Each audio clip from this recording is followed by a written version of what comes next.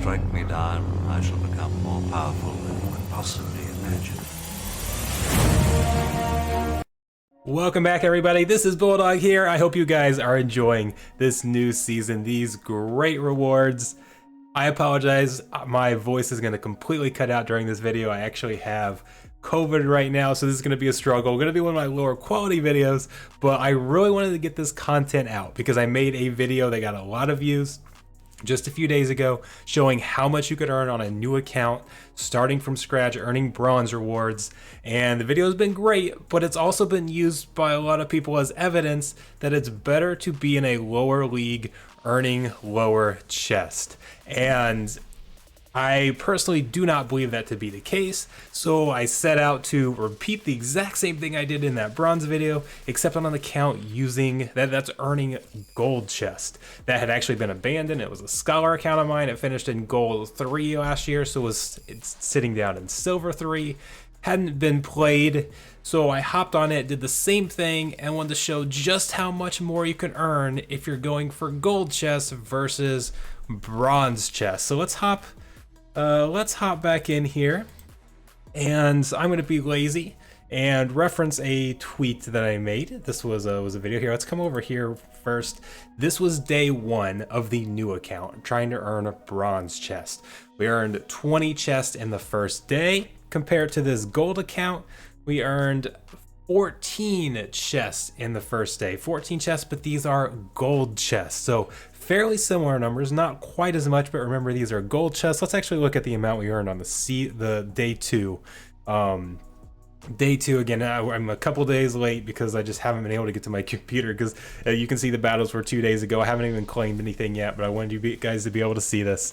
Here we've got, if you add in the 6 focus chests from day 1, we have a total of 45 chests earned starting in silver 3, playing up to gold 1.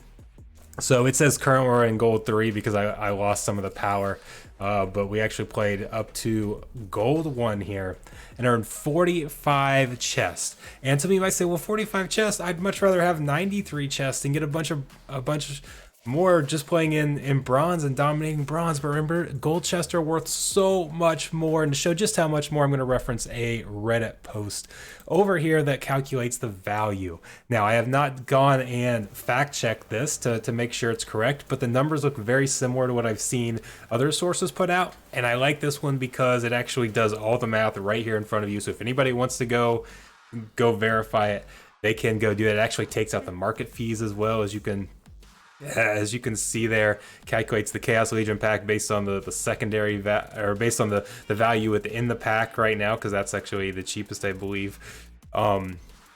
So the numbers are all there, and I'll link that Reddit post down below. But anyways, the point is, bronze chest right now valued at 3.36. If we come over to the gold, 22.52 cents. The gold chests are worth over 6 times as much as a bronze chest. So if we come back and put this in perspective here, 45 gold chests compared to 93 bronze chests.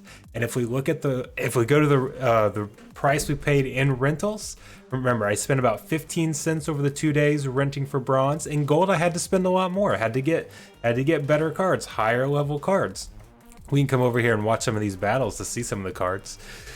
But spent about 70 cents on rentals. A lot of that was on power. Some of the power I actually already had on this account, but I still included that value as if I had to rent that on this account, about 70 cents. So spent a lot more on rentals, but earned much more in terms of average value. And by the way, I say average value, I'll open those chests at the end as soon as we're done here.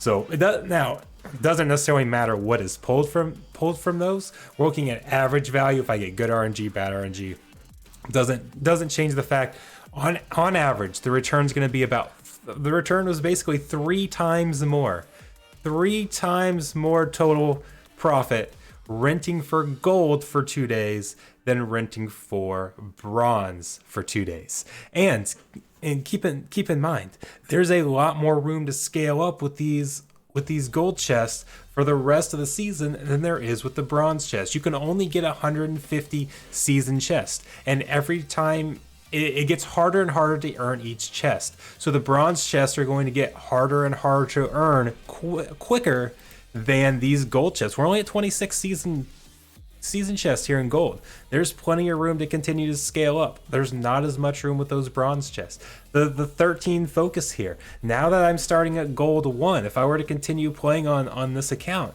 and renting more, there's more room to gain more chests there. So not only have I earned more in the first 2 days, but there's more room for growth to continue to add more. So overall, it has been better renting for gold than it has been renting for the bronze chest. So by the way, I got, as you saw the water battle first, I got water as my splinter on day 2. Death was my splinter on day 1. And one of the things I'll say, because a lot of people ask about on the previous video, they said, yeah, but you're not a new player. A new player couldn't do what you just did. These didn't take a ton of strategy. Now, Death took more strategy than any of the others. This playing with Death. Overall, though, I mostly just, this is actually an exception where my opponent had some decent cards here too, but overall, I mostly just overpowered my opponent. You saw the first footage where I was using the Kraken. I just had better cards. Just had better cards, so any basic understanding of the game would have gotten you through this strategy. Now, the Death was a little more difficult. Death, I had a summoner that had -1 range, had one with -1 melee, -1 magic. So I kind of had the trifecta there, and I was focusing on countering my opponent. And I was using intermediate strategy. It definitely wasn't advanced gameplay, but playing with the Death team definitely took a little more strategy than some of my others. But overall, it didn't take a ton of strategy. It wasn't like I was some great player that was able to do this because I understood the game better than anybody else. I was using fairly basic strategies that I feel like anybody should be able to learn. Yeah, maybe not a new player day 1, because the game, I mean, learning those strategies can take a little bit of time, but anybody that has a basic understanding of strategy in the game could do this. Here's some of the cards that I got, by the way. You can see the rental market is just so cheap.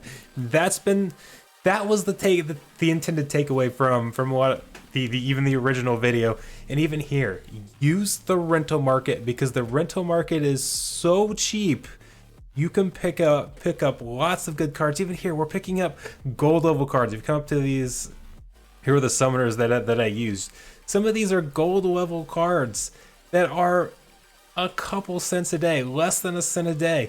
The Kraken, a level 2 Kraken for, what's that end up being, 3.4 cents a day or something like that, is crazy good value. And you guys can use you can take advantage of the new reward system to get some nice chats. Let's go in and let's open this up before my voice fades out here. See what I got. Now again, remember, if I pull 13 potions, or if I pull 13 gold foil legendaries, it doesn't change the calculations here. All the calculations that we're doing and looking at everything is on average. Yeah, some days you might get crap pulls, some days you might get good pulls.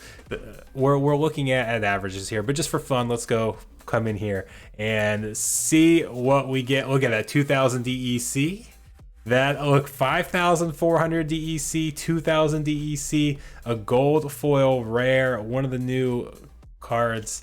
So overall, I would say this was well worth the 700-ish DEC that I spent to rent. Nice little profit there. And works pretty well. So again, thank you guys so much for bearing with me through this. I know this hasn't been the highest quality video in terms of presentation, my voice cutting out, and overall just putting this together very, very quickly. But I wanted to get this out here to show you guys that it's still better to go for higher leagues. That the rental market is so cheap right now. You can rent for higher leagues. Rent the splinter that you're focusing on and get a very good return. Now, I will say that eventually this strategy does kind of fade out, because playing up at Champion League, I'm playing currently on my own account. I'm playing up at Champion. Let's see, we'll come in. I'll log into my account real quick here, and you can see where I'm at. Not last season, where I'm at. I'm near the top, so I'm ranked 35th right now. Near the top, it's very hard to focus on a single splinter, and and actually do well and keep your rating and all that, I would say it's, as far as just going and renting a single splinter and being able to play, that's going to be very, very tough. So at some point this strategy fades out as we get to the top of the game. I don't know exactly where that's at, but I think I would still like to do some testing in Diamond to see if I can rent for a single splinter in Diamond and how well that can work, how profitable that can be. But it definitely worked at Gold. I was able to absolutely cruise through Gold, had a 22 game win streak even as I got to the top of Gold, and did extremely well there. So overall, at least I would say you want to be in Gold, going for gold chests with the rental market the way it is now. I suspect that Diamond would be even better because I was still winning at the top of Gold. So I feel like that could have carried into at least the bottom part of Diamond. But we'll see. I don't know exactly where that strategy fades out, but overall, or whether, again, maybe renting a champion can still work, but you might have to rent for multiple splinters instead of just focusing on a single one. Maybe that can still work out. I don't know. I still need some info there. Anyways, I think you guys get the point. Do not just sit down in bronze or silver because you think you're getting the best rewards by staying down in those lower leagues. Move up to at least gold, move up to those higher leagues, push yourself into the highest league that you can be competitive in, and with the rental market the way it is, go out and pick up those cards. Absolutely. So thank you guys so much for tuning in. I appreciate it. I'll see you next time.